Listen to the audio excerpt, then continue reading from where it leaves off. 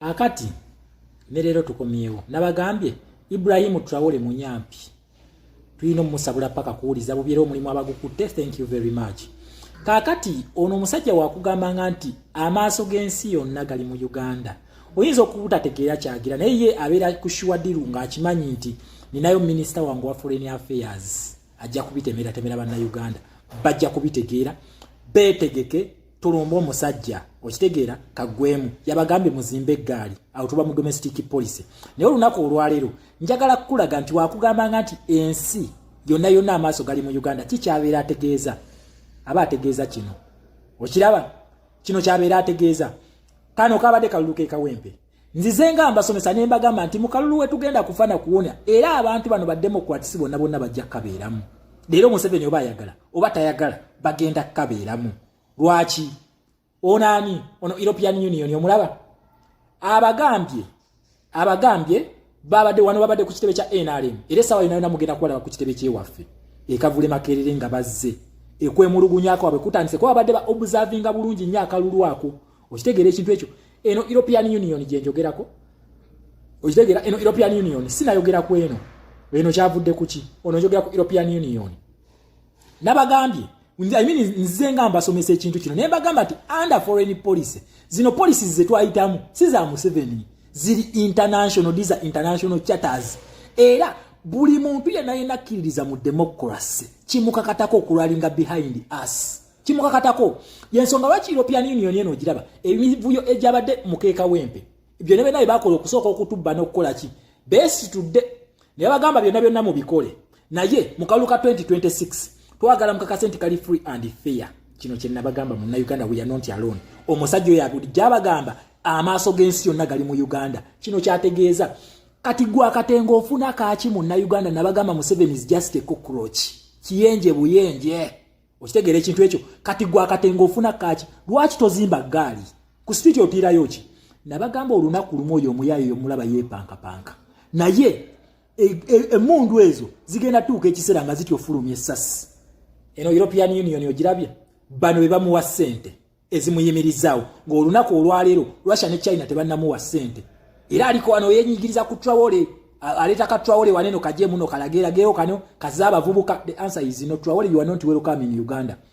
Ono Sweden omulaba Sweden yakugambye eki they urge Uganda to have a free and fair election. Tebamusaba tebagambye kontino bamusaba mu Uganda tubere nakalwa kali bamugamba betaaga akalwa kali free and fair bakugamba nti omuntu wakufuula bega jane wona kukolera amateeka ebyo Museveni byabadde yatufuula tuli ba bega fe mu Uganda atuvugira amateeka agage n'atwerabiza amateeka ga international charter n'akwerabiza nti mu Uganda we are a global village tuli ba international community we are members kino kifamily ekinene oba ekyalo ekinene kye nabagambako kye bayita global village kakati buli ali mu global village eno ngakkiririza mu democracy ne human rights kimukakatako okulwalinga behind us naye nabagambye tuyinamu ababiri okitegeera bo tebannagira okujjako mu America wano yatadde omuntu ku kigundi ku kisenga amunyiga bwati naye tuyinamu Bungereza yamugamba kalina kubeera free and fair bano bongereza na kugamba mu revolution stage 1 twali tuzimba alliance nokakasa nti zino democratic charters zonna tugendeyo jezava tubakala kateyibuzo tubabuze basebo mukakasa democracy bwati waina okukola we twabalaga nti ensonga ya fentufu essaawa eno batukola ki batuwuliriza njagala olabe tekiri mu Uganda mokka. Just watch this. Museveni atandise ekintu kino Buganda for Museveni n'abamu mwalobye dda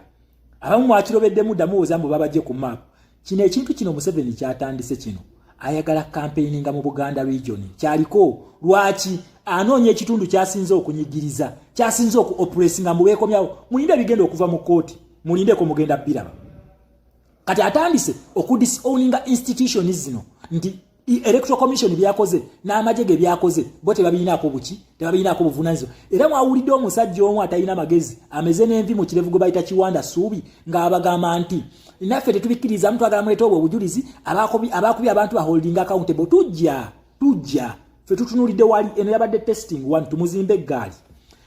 eggaali ze zigenda okukamalamu nabagambye tugenda kujjako Museveni forcefully or peacefully yasalawo wabanga agala tugende mu kya Gaddafi it is okay tugenda genda naye nakugambye tetulina mundu naye tuyine mundu bino kwe kuba assurance jembawa tetulina mundu naye tuyine mundu ate Museveni akimanyi tetulina mundu naye tuyine mundu akimanyi zitandise kino ekintu kino nakukanye njagala okyabe ekigenda maaso n'emigwanga lya Kagame oliraba bano bahutu nabatwa bahutu bano nabatwa basinze okunyigiriza Kagame kati yowulidde nti Kongo kyayise kiki yakoze yayise abahutu n'abatwa agenda akola zirale ez'enjawulo mbu batereze Rwanda ekyo nakibagambye era ne bateekawo n'ekintu mbu tebakyeyita bahutu oba batwa oba batuusi beyita balwandanese tekyali byamawanga kati abatuusi bano badudde ebbanga nga banyigiriza abahutu n'abatwa kati era mbwagala bakijjo kino basobole okukamafrejinga babulire mu ggwanga eriki amawanga ganene amangi agaliwo Museveni kyali mu kukola bano tubasogola nabagamba president yakwata ogufu ogunene ogwa minister ya foreign affairs n'abaleetera minister yenze ate tugenda kukoma ku media wano we mulaba president akinzijjako bannayuganda mwekalakase tweyiwe ku kkubo kubanga tugenda kubeera mu human rights mugambe twagala shama ku ministry ya foreign affairs we batabumpa mwekalakase nina okukuma omuliro okitegeera nina okukuma omuliro lukwaga akitwaliraawo uyo mulaba yatandise okwetega yeetega bekamu ekikono mukulu temututeekamu kikono ebyo ebifo musoke mu dderi tubakulemberemu mulabe ku Uganda okero olyemu sit back the true minister is here for foreign affairs okitegeera muna Uganda so muna Uganda kye tugenda okukola nabagamba nti bano abantu bano balina okujja mu kalulu kaffe si bya bya 2021 mu byagobye ba international observers kuluno si bya mpaka tuyina okukola according to democratic avenues nga we zigamba encha tujja mu domestic policy nzija tubali tushaga tujye okano ka foreign policy pozi nakasembayo meeting zaayise za M23 zaayise mu bakulye Kagame sanction video bagijeyo nagibawa naye esinga ku mitimbagano yatambudde bakubye Kagame sanction Kagame bulijjaga mbasiwa M23 naye kati kyakoze bamukubye sanction nyingi mbu M23 nenyigirako Kagame era meeting teyabaddeyo